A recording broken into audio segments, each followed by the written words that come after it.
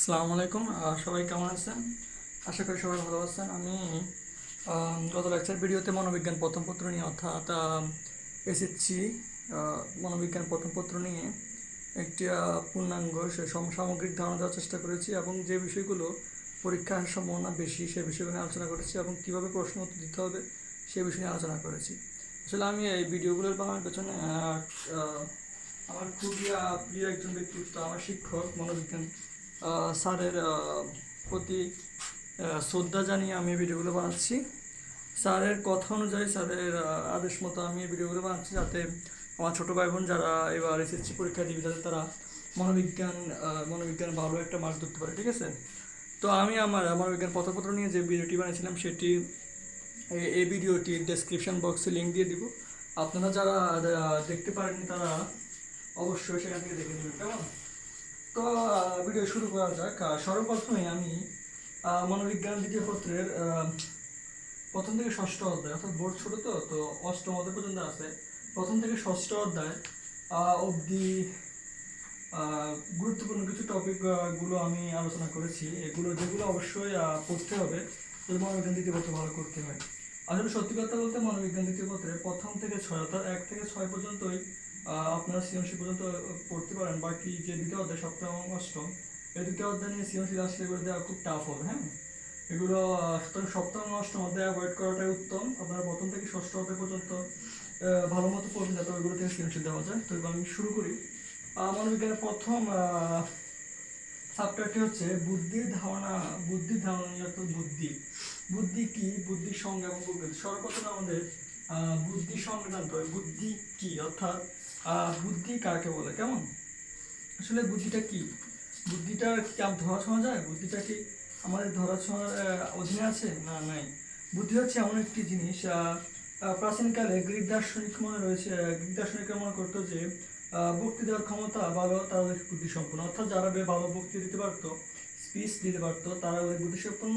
চীনা নাগরিকগণ মনে করতো যাদের লেখার ক্ষমতা বেশি ও সৃজনশীলতা প্রকাশ করতে পারে তারা বুদ্ধিমান। আবার আফ্রিকানরা শিখে দক্ষদের বুদ্ধিমান মনে করতো। সাধারণভাবে বলা যায় যে বুদ্ধি হলো ব্যক্তির এক ধরনের ক্ষমতা যার দ্বারা সে, অর্থাৎ বুদ্ধি হলো ব্যক্তির এক ধরনের ক্ষমতা যার দ্বারা সে পরিবেশ উপযোগী আচরণ করতে সমর্থ হয়। অর্থাৎ তার যে পরিবেশ সে অনুযায়ী যদি সে যথেষ্ট পারফেক্ট আচরণটা করতে পারে সেটা হচ্ছে বুদ্ধি। ডেভিড ওয়েসলার 1958 সালে একটি মতামত প্রকাশ করেন। তিনি বলেছেন যে বুদ্ধি হলো এমন ক্ষমতা যা দ্বারা উদ্দেশ্যপূর্ণভাবে কাজ করা যায়। অর্থাৎ বুদ্ধি হচ্ছে এমন একটি ক্ষমতা যা দ্বারা উদ্দেশ্যপূর্ণ, অর্থাৎ একটা উদ্দেশ্য থাকে, উদ্দেশ্যপূর্ণভাবে কাজ করা যায়, যুক্তিপূর্ণভাবে চিন্তা করা যায় এবং পরিবেশ সাথে উপযুক্তভাবে মোকাবেলা করতে পারা যায়। অর্থাৎ তিনটি কথা কেন বলছে, সেটা হচ্ছে উদ্দেশ্যপূর্ণ ভাবে কাজ করা যায়, যুক্তিপূর্ণভাবে চিন্তা করা যায় এবং পরিবেশের সাথে উপযুক্ত মোকাবেলা করা যায়। তিনটি আছে। ক্রাইডার ও সঙ্গীদের মতে বুদ্ধি হলো বিদ্যুতের মতো, এটি পরিমাপ করা সহজ কিন্তু সংজ্ঞায়িত করা প্রায় অসম্ভব। অর্থাৎ বুদ্ধি পরিমাপ করা যায় কিন্তু সংজ্ঞায়িত করাটা খুব বেশি সহজ না, খুব বেশি টাফ। পরিশেষে আমরা এটাই বলতে পারি যে বুদ্ধি হলো ব্যক্তির এক ধরনের ক্ষমতা যার দ্বারা সে বাস্তব জগৎকে জানতে পারে, ভালো মন্দ বুঝতে পারে, বিভিন্ন ঘটনার সমন্বয় করতে পারে এবং সমস্যা ব্যবস্থা। অর্থাৎ বুদ্ধি নিয়ে এখানে সর্বশেষে বলা যায় যে 4টি বিষয় বিদ্যমান। সেটা হচ্ছে একজন ক্ষমতা যা বাস্তব জগৎকে জানতে পারে, অর্থাৎ আপনার যে পরিবেশ সম্পর্কে সেটা জানতে পারেন, আপনি অবশ্যই বাস্তব সম্পর্কে অবহিত হতে পারেন, ভালো মন্দ বুঝতে পারেন, অর্থাৎ যার বুদ্ধি আছে সে নিশ্চয়ই বুঝতে পারে যে এটা তার জন্য ভালো না খারাপ, এই কাজটাকে ভালো না খারাপ, বিভিন্ন ঘটনার সমন্বয় করতে পারে, অর্থাৎ বিভিন্ন এলিমেন্ট ঘটনাকে সমন্বয় সাধন করে সেগুলোকে সাজিয়ে গুছিয়ে একটা পরিপূর্ণ রূপে আনতে পারে সমস্যাজনিত অবস্থায় সঠিক অর্থাৎ মানুষের জীবনে সত্যি খুব প্রবলেমেটিক, সবসময় সমস্যা থাকে, সমস্যা ছাড়া কোনো জীবন থাকে না।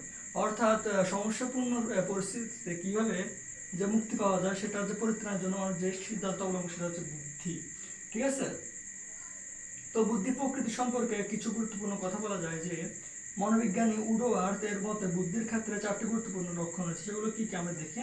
পূর্ব অভিজ্ঞতাকে কার্যকরভাবে ব্যবহার করতে পারে, অর্থাৎ পূর্ব অভিজ্ঞতাকে যারা কার্যকরভাবে ব্যবহার করতে পারে তারা হচ্ছে বুদ্ধিমান। তো বুদ্ধির কিছু বিষয় খুব বেশি পয়েন্ট আছে, পয়েন্টগুলো আমরা একটু দেখে নিই। সেগুলো হচ্ছে যে যৌক্তিক চিন্তা, বিমূর্ত চিন্তা, পুনরুদ্ধার ক্ষমতা, প্রায়োগিক ক্ষমতা, সমস্যার সমাধান, ব্যক্তিত্বের প্রকাশ, উপাদানগত সমর্থ, অভিযোজন, সাধারণীকরণ। এই বিষয়গুলো যারা ভালো মতো করতে পারে তারা হচ্ছে বুদ্ধি আছে। আর যদি অ্যাট লাস্ট আলটিমেটলি যদি একটা পূর্ণাঙ্গ একটা প্রকৃতি বলতে পারি সেটা হচ্ছে যে জ্ঞান, অনুধাবন, প্রয়োগ, বিশ্লেষণ, মূল্য এবং সংশ্লেষণ, এই বিষয়গুলো যার বুদ্ধি ভালো আছে সে হচ্ছে কি বুদ্ধিমান। অর্থাৎ বুদ্ধি হচ্ছে এমন একটি ক্ষমতা যার মাধ্যমে ব্যক্তি তার সমস্যাজনিত পরিস্থিতি মোকাবেলা করতে সক্ষম হয়। এটা হচ্ছে আন্তঃদলীয় এবং আন্তঃব্যক্তি পার্থক্য। আসলে সব মানুষের বুদ্ধি কিন্তু এক না, হ্যাঁ। বুদ্ধি দলীয় ক্ষেত্রে এবং ব্যক্তি ক্ষেত্রে কালেকটিভলি অ্যান্ড ইন্ডিভিজুয়ালি পার্থক্য করে বেরি করে। সেগুলো হচ্ছে যে বুদ্ধির ক্ষেত্রে আন্তর্জাতিক পার্থক্য আমরা বলতে পারি যে কিছু জিনিস আমরা দেখি যে স্ট্যানফোর্ড বিনে বুদ্ধি ও বিজ্ঞান এবং ওয়েসলার স্কেলের বুদ্ধাঙ্ক অনুযায়ী ব্যক্তিতে বুদ্ধির পার্থক্যের বিষয়টি স্পষ্ট হয়ে উঠেছে। ওয়েসলার স্কেলের শ্রেণীবিভাগ অনুযায়ী যাদের বুদ্ধাঙ্ক 130 বা তার বেশি তাদের অতি প্রতিভাশালী, যাদের বুদ্ধাঙ্ক 120 থেকে 129 তাদের প্রতিভাশালী, যাদের বুদ্ধাঙ্ক 110 থেকে 119 তাদের উন্নত সাধারণ, যাদের বুদ্ধাঙ্ক 90 থেকে 109 তাদের সাধারণ, যাদের বুদ্ধাঙ্ক 80 থেকে 89 তাদের সাধারণ, এরকম বলা হয়েছে। আচ্ছা, একটা জিনিস বলা যায় যে বুদ্ধি দুটো জিনিসকে কেন্দ্রিক করে ওঠে, সেটা হচ্ছে বংশগত প্রভাব এবং পরিবেশগত প্রভাব। আসলে বংশগত প্রভাব মানে অর্থাৎ বাবা মার জিন অথবা পূর্বপুরুষের জিন অনুযায়ী অনেকে বুদ্ধি পেয়ে থাকে, অর্থাৎ মেধা পেয়ে থাকে। কিন্তু বংশগতভাবে বুদ্ধি পেলেও সেটা বিকাশ লাভ করে জন্ম লাভ করার পর সামাজিক পরিবেশ অর্থাৎ পারিপার্শ্বিক পরিবেশ উপর ডিপেন্ড করে। সুতরাং বলা যায় যে আমরা একটি উদাহরণ বলতে পারি যে পিতামাতা বা পূর্বপুরুষদের নিকট থেকে জন্মগতভাবে বুদ্ধির উপর প্রভাব পরিলক্ষিত। নিউম্যান, ফ্রিম্যান ও হলজিঙ্গার 1937 সালে 19 জোড়া অভিন্ন যমজ পর্যবেক্ষণ করেন। ঠিক আছে, তারা দেখেন যে রিচার্ড ও রেমন্ড জন্মের পর থেকে 10 বছর পৃথক পরিবেশে লালিত হয়। অর্থাৎ দুজন যমজ পুত্র রিচার্ড এবং রেমন্ড জন্মের পর থেকে তারা জন্মের পর থেকে 10 বছর তারা পৃথক পরিবেশে লালিত হয়। জন্মের পর পৃথক এবং তাদের বুদ্ধাঙ্ক পার্থক্য খুব কম ছিল। অর্থাৎ দেখা যায় যে রিচার্ড এবং রেমনের 10 বছর পর বুদ্ধাঙ্ক নির্ণয় করার পর দেখা যায় তাদের মধ্যে বুদ্ধাঙ্ক পার্থক্য খুব কম ছিল। অর্থাৎ এক্ষেত্রে বংশগত প্রভাব বিশেষ পরিলক্ষণীয়। কেমন? আর একটা যদি পরিবেশগত প্রভাবের ক্ষেত্রে আমরা একটা জিনিস বলতে পারি যে বুদ্ধিতে যেমন বংশগত প্রভাব পড়ে তেমনি আবার পরিবেশের প্রভাব পরিলক্ষিত হয়। কিংসলি ডেভিড 6.5 বছর পর ইসাবেলা নামের একটি মেয়েকে বিচ্ছিন্ন আবদ্ধ কক্ষে উদ্ধার করে। সে তার মায়ের সাথে জন্মের পর থেকে উক্ত কক্ষে আবদ্ধ ছিল। যখন উদ্ধার করা হয় তখন তার মধ্যে মানবিক গুণাবলী অনুপস্থিত ছিল। প্রশিক্ষণের ফলে 2 বছর পর সে ভালো মতো কথা বলতে শিখেছিল এবং তার বুদ্ধাঙ্ক বেড়ে 3 গুণ বৃদ্ধি পেয়েছিল। 14 বছর বয়সে ষষ্ঠ শ্রেণীতে তিনি আবার সামাজিক আচরণ শুরু করে। সুতরাং দেখা যাচ্ছে যে ব্যক্তিতে বুদ্ধি পার্থক্য রয়েছে, আর এর জন্য যেমন বংশগত উপাদান দায়ী তেমনি পরিবেশের প্রভাব যথেষ্ট পরিমাণে পরিলক্ষণীয়। ঠিক আছে, এবার আমরা ব্যক্তির ক্ষেত্রে আন্তরিক পার্থক্য নিয়ে কিছুটা আলোচনা করি। সেটা হচ্ছে যে দেখা যায় যে দলীয় ক্ষেত্রে কিছু পার্থক্য দেখা যায়। যেমন ঢাকা রেসিডেন্সিয়াল মডেল কলেজের 6ষ্ঠ শ্রেণীর ছাত্র এবং 8ম শ্রেণীর ছাত্রদের মধ্যে বুদ্ধির দিক থেকে পার্থক্য বিদ্যমান। আবার বয়ঃসন্ধিকাল ও যৌবনকালে একই আর্থসামাজিক অবস্থা ছেলে মেয়ের বুদ্ধির ক্ষেত্রে পার্থক্য বিদ্যমান হয়। জৈবিক দিক থেকে অনেক ক্ষেত্রে নারী পুরুষের বুদ্ধি মধ্যে তেমন কোনো পার্থক্য পাওয়া যায়, তবে ছেলেরা গাণিতিক এবং কারিগরি বুদ্ধির ক্ষেত্রে মেয়েদের চেয়ে ভালো। অর্থাৎ ছেলেরা গাণিতিক এবং কারিগরি কাজের ক্ষেত্রে ভালো, আর মেয়েরা ইংল্যান্ডের ডারহামে অবস্থিত ডিউক বিশ্ববিদ্যালয়ে মেয়েরা মুখস্থবিদ্যা ভালো এবং মেয়েরা খুব বেশি পড়তে পারে, খুব বেশি পরিশ্রম করতে পারে, সেজন্য মেয়েদের ক্ষেত্রে ভালো। ইংল্যান্ডের ডারহামে অবস্থিত ডিউক বিশ্ববিদ্যালয়ের গবেষক ড্যাভন প্রাউডফুড গবেষণা দেখেন যে পুরুষের নারীদের চেয়ে অধিক সৃষ্টিশীল, অর্থাৎ খুব বেশি সৃজনশীল। আরও দেখেন যে পুরুষদের মধ্যে প্রতিযোগিতামূলক গুণাবলী, ঝুঁকি নেওয়ার ক্ষমতা, উচ্চাকাঙ্ক্ষ, সাহসিকতামূলক গুণাবলী যে নারীদের মধ্যে উল্লেখিত গুণাবলী তেমনটা পাওয়া যায় না। বয়সের মধ্যে বয়সের সাথে বুদ্ধির সম্পর্ক রয়েছে। সাধারণ বুদ্ধি 20 বছর পর্যন্ত বৃদ্ধি পায় এবং 30 থেকে 35 বছর পর্যন্ত স্থির থাকে, তারপর ধীরে ধীরে হ্রাস পায়। ঠিক আছে, তো আমরা একটি অভিক্ষেপ ফলাফল বলি, সেটা করেছিল অ্যান বেইলি। তিনি দেখান যে সাধারণ মানসিক ক্ষমতা 16 থেকে 20 বছরের মধ্যে চূড়ান্ত সীমা আরোহণ করা, তারপর ধীরে ধীরে ক্ষয় হতে থাকে। অর্থাৎ মানুষের বুদ্ধি 16 থেকে 20 বছর বয়স সব থেকে বেশি বিকাশ লাভ করে, এরপর থেকে এগুলো আস্তে আস্তে কম হয়। আবার ভাষাগত ক্ষমতার অবনতি হয় না। জনস এবং কনার দেখেন যে সমস্যা সমাধানের ক্ষমতা, সামঞ্জস্যহীন বিমূর্ত চিন্তার ক্ষমতা 20 বছর পর্যন্ত দ্রুত বৃদ্ধি এবং 25 বছর পর্যন্ত দ্রুত হ্রাস পায়। অর্থাৎ 20 বছর পর্যন্ত মানুষের বুদ্ধি বিকাশ লাভ করে, সেটা আমরা এই দুটি পরীক্ষার মাধ্যমে বুঝতে পারলাম। এবার আমরা একটু দেখি একটা পরিবেশগত পার্থক্য আন্তঃদলীয় পার্থক্যের ক্ষেত্রে। ক্লিনবার্গ 1935 সালে ক্লিনবার্গ শহরে অবস্থানরত 300 নিগ্রো শিশু এবং গ্রাম থেকে সদ্য শহরে আসা 400 শিশুদের গবেষণা করেন। গবেষণা ফলাফল দেখা যায় শহরের অবস্থান শিশুদের বুদ্ধির গড় সাফল্য 75 এবং সদ্য শহরে আসা শিশুদের বুদ্ধির গড় 40। অর্থাৎ শহরের শিশুদের গ্রামের শিশুদের থেকে বুদ্ধিমত্তার পরিমাণ বেশি ছিল। তিনি আরো দেখেন যে গ্রাম থেকে আসা শিশুদের শহরে অবস্থানে যতবার বৃদ্ধির গড় সাফল্য তত কম। তার মতে বুদ্ধির ক্ষেত্রে আন্তরিক বা জাতিগত পার্থক্য পরিবেশের উপর নির্ভরশীল। সুতরাং বলছে বুদ্ধির দিক বিভিন্ন দলীয় ক্ষেত্রে পার্থক্য বিদ্যমান। কেমন? এবার একটি গুরুত্বপূর্ণ জিনিস হচ্ছে বুদ্ধি অভিক্ষা।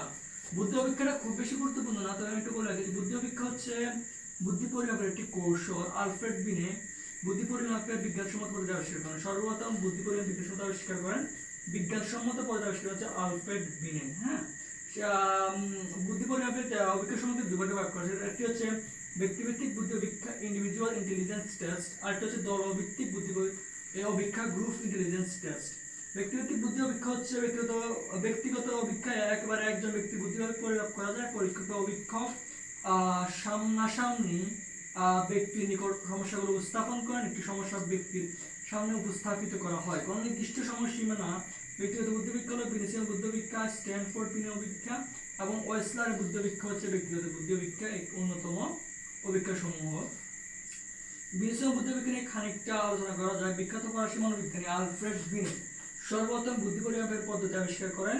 বিখ্যাত ফরাসি মনোবিজ্ঞানী আলফ্রেড বিনে, অর্থাৎ বিখ্যাত ফরাসি বিজ্ঞানী আলফ্রেড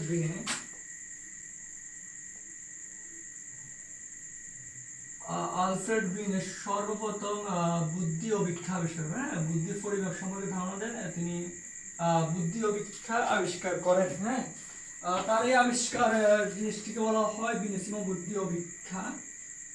1900 সালে ফ্রান্সের প্যারিস স্কুল কর্তৃক লক্ষ্য করেন যে স্কুল ছাত্রদের পড়াশোনার মান ধারাবাহিক কমেছে। তখনও ওই স্কুলের দায়িত্বরত শিক্ষকরা আলফ্রেড বিনেকে একটি বুদ্ধাঙ্ক নির্ণয়ের করেন, পরীক্ষা প্রকাশ করতে বলেন। আর এই ক্ষেত্রে ভিনিসিয়ান মৃত্যুর পর 1911 সালে এই অভিক্ষা যদি সংস্কৃত হয়, এতে প্রাপ্তবয়স্কদের জন্য প্রশ্ন সমাধান করে। বয়সসীমা 3 থেকে 15 বছরের মোট পদ সংখ্যা 54টি করা হয়। এই সংস্করণে 4-5 বছর প্রশ্ন 4 বছরের জন্য নির্ধারিত প্রশ্ন হচ্ছে সে ছেলে না মেয়ে তা বলা, চাবি চুরি, পয়সা ইত্যাদি নাম থেকে বলা। ঠিক আছে, বৈষম্য হচ্ছে ভিনিসিয়ান বুদ্ধিবীক্ষার বৈষম্য একটু দেখে নেবেন। আমি জাস্ট এগুলো একটু বলে দিচ্ছি, এগুলো নিয়ে এখন ডিটেলস বলার খুব বেশি সময় নেই। ঠিক আছে, আচ্ছা, বুদ্ধাঙ্গ শব্দটি সর্বপ্রথম ব্যবহার করেন স্ট্যানফোর্ড বিশ্ববিদ্যালয়ের অধ্যাপক টারম্যান। বুদ্ধাঙ্ক অর্থাৎ আইকিউ, ইন্টেলিজেন্স কোশেন্ট এই শব্দটি ব্যবহার করেন। কোটেন্ট শব্দটি ব্যবহার করেন। বুদ্ধাঙ্ক হলো ব্যক্তি মানসিক বয়সের সাথে তার প্রকৃত বয়সের অনুপাত। বুদ্ধাঙ্ক কি? বুদ্ধাঙ্ক হচ্ছে ব্যক্তি মানসিক বয়সের সাথে প্রকৃত বয়সের অনুপাত। বুদ্ধাঙ্ক নির্ণয়ের সূত্র হচ্ছে মানসিক বয়স ভাগ প্রকৃত বয়স গুণ 100। ঠিক আছে, তো স্ট্যানফোর্ড বিনে স্কেলের বুদ্ধাঙ্কের বিস্তৃতি সম্পর্কে একটি চার্ট দেওয়া হয়েছে, ওই চার্টটা অবশ্যই একটু দেখে নেবেন। যদি যোগেন্দ্র কুমার মন্ডলের বইতে না পায় তাহলে আমিনুল হকের বইতে ইনশাল্লাহ, আমিনুল ইসলামের বইতেও ইনশাল্লাহ পেয়ে যাবেন। এরপরে আমি বুদ্ধাঙ্ক নির্ণয় নিয়ে আর কিছু বলতে চাইতেছি না। আমি এরপরে এই চ্যাপ্টারের সবথেকে গুরুত্বপূর্ণ টপিক হচ্ছে বুদ্ধি প্রতিবন্ধিতা। কেমন? এই বুদ্ধি প্রতিবন্ধিতা নিয়ে অবশ্যই প্রশ্ন আসবে, এটা কনফার্ম। অবশ্যই বুদ্ধি প্রতিবন্ধিতা নিয়ে আসবে, কারণ বর্তমানে বুদ্ধি প্রতিবন্ধীদের নিয়ে সরকার সহ সারা বিশ্ব অথরিটি খুব বেশি সচেতন হয়ে পড়তেছে আস্তে আস্তে। আচ্ছা, বুদ্ধি প্রতিবন্ধিতা আসলে কি? জীবনের শুরু থেকে বুদ্ধিভিত্তিক দুর্বলতা, বাড়ন্ত বয়সে মানসিক বিকাশে ধীরগতি, শিক্ষা গ্রহণে অক্ষমতা, সামাজিক আচরণগত সামঞ্জস্যতার অভাব হচ্ছে বুদ্ধি প্রতিবন্ধিতা। অর্থাৎ বুদ্ধি প্রতিবন্ধী যারা হয় তারা খুব বেশি প্রতিভাবান হয় না, তারা বিভিন্ন সামাজিক দৈনন্দিন বিভিন্ন কাজ করতে তারা ব্যর্থ হয়। ঠিক আছে, এক কথা বলা যেতে পারে যে শিশু বা ব্যক্তিবর্গের বুদ্ধি সাধারণত চেয়ে কম বা বুদ্ধাঙ্ক 70 নিচে, অর্থাৎ বুদ্ধাঙ্ক যাদের 70 নিচে তাদেরকে আমরা বুদ্ধি প্রতিবন্ধী বলতে পারি। যারা সমাজের কাজকর্মে স্বাভাবিকভাবে অংশ নিতে অপারক তারাই হচ্ছে বুদ্ধি প্রতিবন্ধী। অর্থাৎ যারা সামাজিক ভাবে অপারক তারা হচ্ছে বুদ্ধি প্রতিবন্ধী। বুদ্ধি প্রতিবন্ধিতাদের বুদ্ধাঙ্ক যাদেরকে শ্রেণীভাগ করা হয়েছে সেগুলো হচ্ছে মৃদু বুদ্ধি প্রতিবন্ধিতা, মধ্যম বুদ্ধি প্রতিবন্ধিতা, গুরুতর বুদ্ধি প্রতিবন্ধিতা এবং চরম বুদ্ধি প্রতিবন্ধিতা। যাদের বুদ্ধাঙ্ক 70-এর কম তাদের প্রায় 85% ব্যক্তিকে মৃদু বুদ্ধিমত্তা হিসেবে শনাক্ত করা হয়, অর্থাৎ 70-এর কম। অবশ্যই সেটা 55 থেকে 70 পর্যন্ত থাকতে হবে। স্কুলে প্রবেশ করার আগে শিশুদের স্বাভাবিক সুবিধা থেকে আলাদা করা যায় না, কিশোর শেষ পর্যন্ত এসে ষষ্ঠ পর্যন্ত পড়াশোনা করতে পারে, অর্থাৎ এদের খুব একটা ধরা যায় না, সেদের মৃদু বুদ্ধি প্রতিবন্ধিতা বলা যেতে পারে। 35 থেকে 40 থেকে 50 থেকে 55 পর্যন্ত আমরা যদি একটা বলি, সেই বুদ্ধাঙ্ক হচ্ছে মধ্যম বুদ্ধি প্রতিবন্ধিতা। বুদ্ধাঙ্ক যাদের কম তাদের মধ্যে প্রায় 1% ব্যক্তিকে মাঝারি বুদ্ধি প্রতিবন্ধী হিসেবে শনাক্ত করা যায়। এরা একাকি ঘুরতে ভালোবাসে, বার্ষিক শারীরিক ক্ষমতায় দক্ষতা খানিকটা জড়তা থাকতে পারে। গুরুতর বুদ্ধি প্রতিবন্ধিতা, এদের 20 থেকে 25 থেকে 35 থেকে 40 পর্যন্ত বুদ্ধাঙ্ক থাকে। এদের 3% থেকে 4% ব্যক্তি গুরুতর বুদ্ধি প্রতিবন্ধী। এসব ব্যক্তি সাধারণত জন্মগত শারীরিক বিকৃতি অঙ্গ প্রত্যঙ্গের ত্রুটি থাকে। এদের অঙ্গ সঞ্চালনের ক্ষমতা বা অঙ্গ প্রত্যঙ্গের ক্ষমতা খুব বেশি কম থাকে। স্নায়বিক ক্ষেত্রে, মস্তিষ্কের ক্ষেত্রে এদের দুর্বলতা থাকে। গভীর বুদ্ধি প্রতিবন্ধী বা যাদেরকে প্রফাউন্ড বলা যেতে পারে, তারা হচ্ছে যাদের বুদ্ধাঙ্ক 70-এর কম এবং যাদের 20 থেকে 25-এর কম, তারা হচ্ছে চরম বুদ্ধি প্রতিবন্ধী।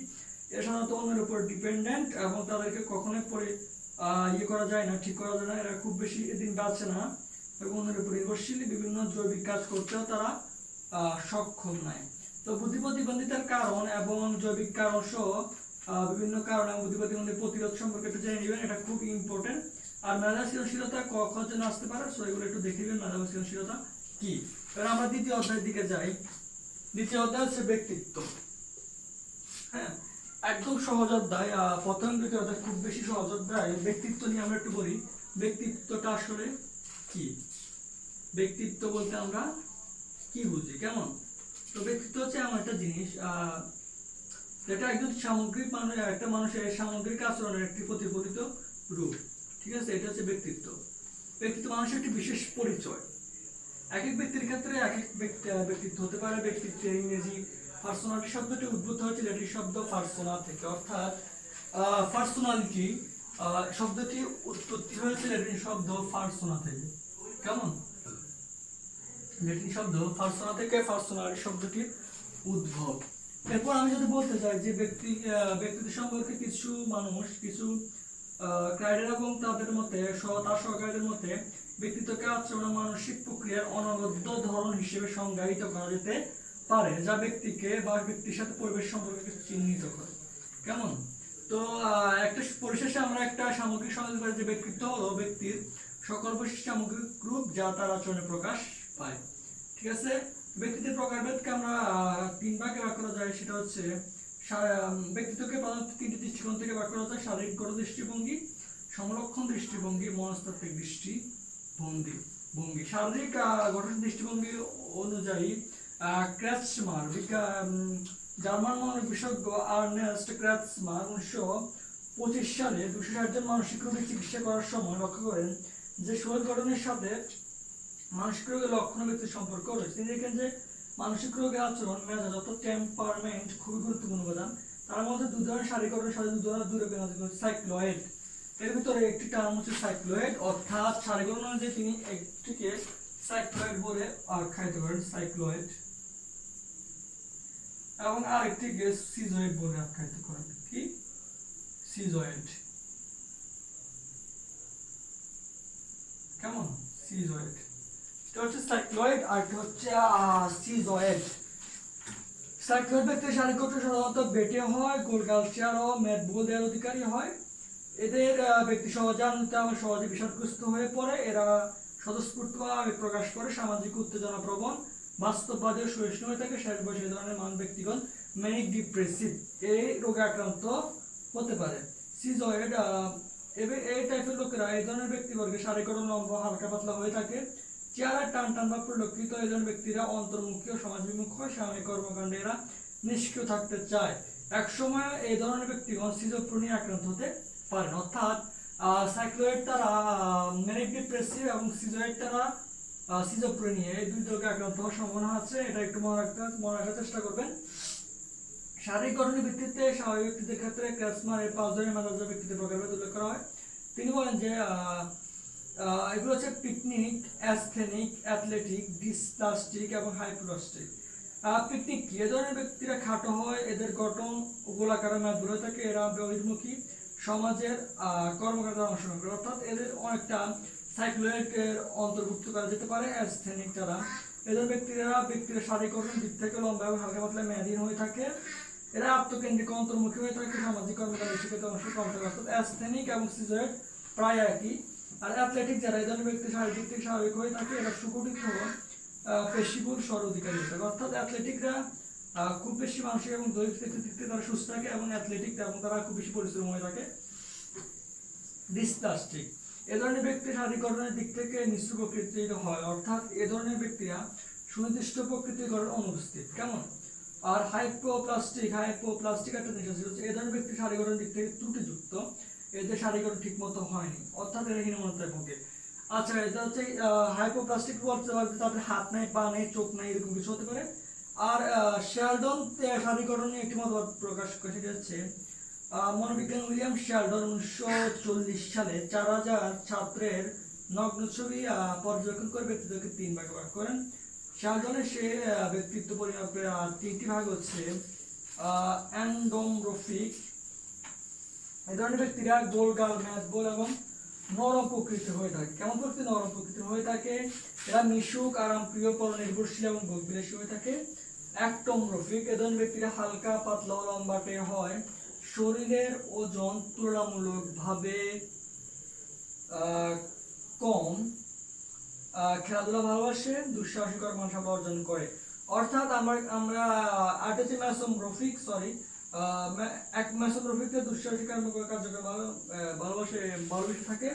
অ্যাক্টোমরফিকরা আত্মকেন্দ্রিক এবং অন্তর্মুখী হয়ে থাকে। অর্থাৎ আমরা যদি বলি তাহলে অ্যাক্টোমরফিকরা অনেকটা ক্র্যাচমারের এর মতো, সিজয়েডের মতো, এবং অ্যান্ডোমরফিকরা অনেকটা ক্র্যাচমারের সাইক্লোয়েডের মতো বলা যেতে পারে। ঠিক আছে। আবার হচ্ছে মেজাজের ভিত্তিতে সাবের ব্যক্তিকে আবার 3 ভাগে ভাগ করা, অর্থাৎ মেজাজের ভিত্তিতে সেগুলো হচ্ছে বিসেরোটোনিক, এদের ব্যক্তিদের মধ্যে আরামপ্রিয়তা, পরনির্ভরশীলতা, ভোজন বিলাসী। একটা অ্যান্ডোমরফিকের মতন সেরিব্রোটোনিক, এদের ব্যক্তিত্বের উপাদান হলো আবেগের নিয়ন্ত্রণ, একীকৃত সামাজিক কর্মকাণ্ডে অংশ নেওয়া, অর্থাৎ এরা হচ্ছে অ্যাক্টোমরফিক।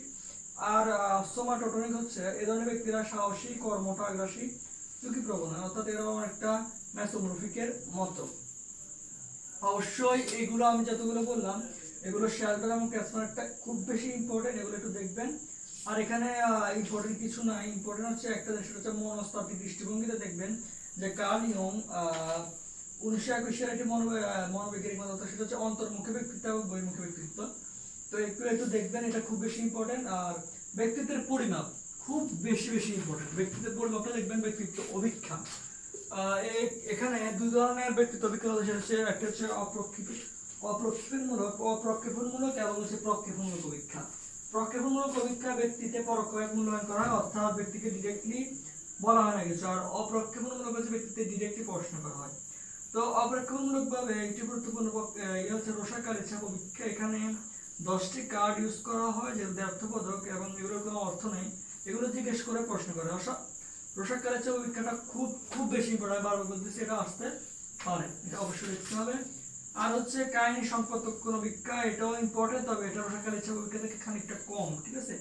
কাহিনী সম্পাদক কোন অভিক্ষায় কিছু ছবি দেওয়া হয়েছে আমনুল ইসলাম বইতে, তো ওই ছবিগুলো একটু দেখবেন, ওই ছবিগুলো পরীক্ষায় প্রশ্ন আসতে পারে। তো অপেক্ষামূলক অভিক্ষায়, অপেক্ষামূলক অভিক্ষায় এখানে আমরা দেখতে পাচ্ছি যে 4টি বিষয়ে কথা বলা হয়েছিল, হচ্ছে সাক্ষাৎকার ইন্টারভিউ। সাক্ষাৎকারকে 3 ভাগে ভাগ করা হয়েছে: পূর্ব নির্ধারিত সাক্ষাৎকার, অনির্ধারিত সাক্ষাৎকার, চাপমূলক সাক্ষাৎকার। ক্লান্তিমূলক সাক্ষাৎকার একটি, অর্থাৎ সাক্ষাৎকারটা এক ধরনের অপ্রক্ষেপণমূলক অভিক্ষা। তো দ্বিতীয় অধ্যায় এতটুকু। দ্বিতীয় অধ্যায় আর খুব বেশি কিছু নেই। এবার হচ্ছে আমি মনোভাব, অর্থাৎ তৃতীয় অধ্যায়ে চলে যাই। তৃতীয় অধ্যায় আমি বলতে পারি যে তৃতীয় অধ্যায় হচ্ছে মনোভাব কি। একটা জিনিসের প্রতি আমাদের নেতিবাচক এবং নেতিবাচক ধারণাটা হচ্ছে কি মনোভাব। মনোভাব ব্যক্তি বিশেষে বেরি করতে পারে, অর্থাৎ মনোভাব ব্যক্তি বিশেষে পার্থক্যিত হতে পারে। তো মনোভাবটা কি আসলে? মনোভাব হচ্ছে শিশু জন্মের পর পরিবার সমাজ থেকে সামাজিকের মাধ্যমে ধীরে ধীরে তার মনোভাব গড়ে ওঠে। একজন মনীষীর কথা আমরা একটু বলি। মনীষী একটি উক্তি হচ্ছে, ক্রাইডার ও সঙ্গীতের মধ্যে মনোভাব হলো কোনো বিষয় বস্তু ধারণার সময় প্রতি ব্যক্তির ধনাত্মক বা ঋণাত্মক মূল্যায়ন, অর্থাৎ ইতিবাচক এবং নেতিবাচক উপাদান।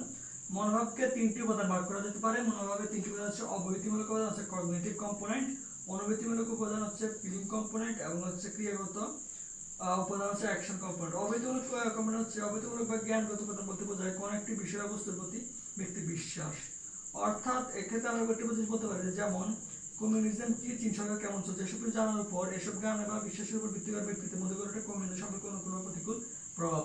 অর্থাৎ একটি বিষয় সম্পর্কে জ্ঞান আহরণের ক্ষেত্রে একটি মানুষের ওই বিষয়ের প্রতি ইতিবাচক অথবা নেতিবাচক মনোভাব গড়ে উঠতে পারে। এটা হচ্ছে অবৈতমূলক উপাদান। অর্থাৎ এতটুকু মনে রাখবেন যে অবৈতী মানে হচ্ছে জ্ঞান, কেমন। আর এরপর হচ্ছে অনুভূতিমূলক উপাদান। অনুভূতিমূলক উপাদানটা কি? অনুভূতি হচ্ছে এটা মূলত আবেগ নিয়ন্ত্রণ করে। অর্থাৎ আপনি একজন শিক্ষককে অনেক বেশি ভালোবাসেন, উনি দেখতে খুব ভালো, ওনার ব্যবহার খুব ভালো, তো ওনার সম্পর্কে আপনার ইতিবাচক ধারণা সৃষ্টি এবং অন্য কেউ যখন ওনার কথা বলে তখন আপনার খারাপ লাগে। আর ক্রিয়াগত উপাদান হচ্ছে এটা ভেতরে ক্রিয়া অর্থাৎ প্রতিবাদ কাজ করে। ধরুন আপনি শাহরুখ খানের খুব বড় একজন ফ্যান, তো এখন আপনার সামনে যদি কেউ শাহরুখ খান সম্পর্কে খারাপ কিছু বলে তখন আপনি এর বিরুদ্ধে উঠে পড়ে লাগেন। তখন যে ক্রিয়াগত একটা আপনার প্রতিক্রিয়া, সেটাই হচ্ছে ক্রিয়াগত মনোভাব। তো এর ভিতরে কিছু মনোভাব পরিমাপ জিনিস দেওয়া আছে, এগুলো ফালতু, এগুলো করার কোনো দরকার নেই। এগুলো পরীক্ষা আসলেও কেউ দিতে যাবেন না, এগুলো খুব বেশি কঠিন, তো এগুলো একটু দেখবেন না। আর এখানে খুব বেশি ইম্পর্টেন্ট হচ্ছে পূর্ব সংস্কার ও বর্তমান ধারণা, এটা অবশ্যই দেখতে হবে। পূর্ব সংস্কার বর্তমান ধারণা একটু দেখে নেবেন, এটা আসতে পারে। এরপরে হচ্ছে পূর্ব সংস্কার আসার উপায় খুব বেশি ইম্পর্টেন্ট। পূর্ব সংস্কার আসার উপায়টা একটু দেখে নেবেন। এরপর হচ্ছে আচরণের উপর পরিবেশের প্রভাব। চতুর্থ অধ্যায় সম্পর্কে যদি আমরা বলতে যাই, আচরণের উপর পরিবেশের প্রভাব। মানুষের আচরণ কখনো অটোমেটিক হতে পারে না। মানুষের আচরণ তার পারিপার্শ্বিক পরিবেশের উপর নির্ভর করে, কেমন। আচরণের উপর একটি গুরুত্বপূর্ণ প্রভাব হিসেবে কাজ করে, সেটা হচ্ছে সমাজীকরণ। সমাজীকরণ কি? অর্থাৎ সমাজীকরণ সম্পর্কে আমরা একটা জিনিস বলতে পারি যে যে প্রক্রিয়ার মাধ্যমে সামাজিক পরিবেশ ও পরিস্থিতির সাথে উপযোজন সাধনের জন্য শিশুর সুপ্ত ক্ষমতার বিকাশ সাধিত হয় এবং তাকে সমাজীকরণ বলে। অর্থাৎ সমাজের সাথে খাপ খাইয়ে না, অভিযোজিত হয় না, হচ্ছে সমাজীকরণ। সমাজীকরণের কিছু মাধ্যম রয়েছে, এগুলো হচ্ছে পরিবার, শিক্ষা প্রতিষ্ঠান, সমবয়সী দল, সমাজ, ধর্মীয় শিক্ষা, অন্যান্য মাধ্যম। এর ভিতরে পরিবারকে শাশ্বত বিশ্ববিদ্যালয় বলা যেতে পারে। পরিবার হচ্ছে সমাজীকরণের অন্যতম পাঠাগার বলা যেতে পারে, অন্যতম বিদ্যালয়। সমাজীকরণ প্রক্রিয়ায় কিছু গুরুত্বপূর্ণ বিষয় এখানে দেওয়া হচ্ছে: করণ শিক্ষা, প্রাসঙ্গিক শিক্ষণ, সরাসরি শিক্ষাদান, আদর্শ প্রতীকের মাধ্যমে শিক্ষণ, পর্যবেক্ষণ শিক্ষণ, একাকী ভবন, ভূমিকা শিক্ষণ, এগুলো ক্ষয়ে আসতে পারে, এগুলো একটু দেখে নেবেন। ব্যক্তিত্ব, কৃষ্টি, এগুলো যারা তো ইম্পর্টেন্ট কিছু নাই, এগুলো পড়ার দরকার নাই। আগ্রাসনটা খুব বেশি ইম্পর্টেন্ট। আগ্রাসন কেন হয়, আগ্রাসনের উপর প্রভাবগুলো একটু দেখে নেবেন, ঠিক আছে। আর আগ্রাসন প্রতিরোধ ক্ষমতা একটু দেখে নেবেন। সামঞ্জস্যতা পড়ার দরকার নেই, প্রথা বিরোধিতা সংজ্ঞাটা একটু জেনে নিলে হবে। যৌন হয়রানি ইজ ভেরি ভেরি ইম্পর্টেন্ট। যৌন হয়রানি এখন বর্তমান সমাজে একটি গুরুত্বপূর্ণ বিষয় এবং খুব বেশি, এবং এটি একটি হটকেক বিষয়। তো এটা একটু দেখে নেবেন, যৌন হয়রানি কি, যৌন হয়রানির ক্ষতিকর প্রভাব। আমি একটি পঞ্চম অধ্যায় সম্পর্কে একটু বলতে চাই, সেটা হচ্ছে মানসিক চাপ। মানসিক চাপ কি? ইংরেজি স্ট্রেস শব্দ হচ্ছে চাপ। তাই শাব্দিক অর্থে ব্যক্তি যখন মানসিকভাবে কোনো চাপের সম্মুখীন তাকে মানসিক চাপ বলা যেতে পারে, কেমন। তো মানসিক চাপের একটি পূর্ণাঙ্গ বলা আমরা বলতে পারি যে শারীরিক, সামাজিক ও পরিবেশগত দিক থেকে মানসিক চাপ শারীরিক, সামাজিক এবং পরিবেশগত দিক থেকে, শারীরিক, সামাজিক এবং পরিবেশগত চাপমূলক উদ্দীপক দ্বারা আক্রান্ত হয়ে শরীরে মানসিক, আবেগীয়, শিক্ষা, আচরণের ক্ষেত্রে যে ক্ষতিকর মনোদৈহিক প্রতিক্রিয়া সৃষ্টি হয় তাই মানসিক চাপ, ঠিক আছে। আর মানসিক চাপ থেকে সব প্রাণী, সব মানুষই কি চায়? মুক্তি চায়। মানসিক চাপমূলক পরিস্থিতি কিছু কিছু এখানে আছে, সেগুলো হচ্ছে স্নেহ ভালোবাসার বঞ্চনা, স্বামী বা স্ত্রীর মৃত্যু, বিবাহ বিচ্ছেদ, শৈশবে মানসিক আঘাত, বাবা মায়ের ব্যক্তিত্ব, আবেগ, পিতামাতার উচ্চ আশা, শারীরিক ত্রুটি, দাঙ্গা, বেকারত্ব, এই বিষয়গুলো একটু দেখে নেবেন কমপ্লিটলি। মানসিক চাপের উৎস সম্পর্কে এখানে আলোচনা করেছে, সেটা হচ্ছে তিনটা উৎস এখানে বলা হয়েছে: অসহায়ত্ব বা হতাশা, কর্ম বা দ্বন্দ্ব, ঠিক আছে। এই তিনটা একটু দেখে নেবেন। আর অসহায়ত্ব বা হতাশা কেন কাজ করে? হতাশার একটি জিনিস হচ্ছে যে আপনি যখন আপনার একটা লক্ষ্য থাকবে, আপনার লক্ষ্যবস্তু মাঝখানে যদি কোনো বাধা আসে তখনই আপনার ভিতরে হতাশা আসতে পারে, কেমন। তো হতাশার কিছু উৎস এখানে দেওয়া হয়েছে, এগুলো একটু দেখে নেবেন অবশ্যই। আর আমিনুল ইসলামের বইটা পড়ার চেষ্টা করবেন, এটার ভিতরে ডিটেইলে সবকিছু বলা আছে, ঠিক আছে। আর কর্মভার কি? কর্মভার হচ্ছে কর্মের একটি ব্যাপক ধারণা যা বিভিন্ন সময় বিভিন্ন অর্থে গঠিত হয়ে থাকে। কর্মভারের ফলে আচরণগত প্রকাশে সকলে একরকম হয় না, কারো ক্লান্তি আসে, কারো মাথা ব্যথা করে, কারো ঘুম আসে, অসংখ্য দেখা যায়। অর্থাৎ একটা সময় কাজ করতে করতে কাজের প্রতি যে অনীহা অর্থাৎ কাজ করার যে ইচ্ছাটা হারিয়ে যায় সেটা হচ্ছে কর্মভার। কর্মভারকে দুভাগে ভাগ করা যায়, দৈহিক কর্মভার এবং মানসিক কর্মভার।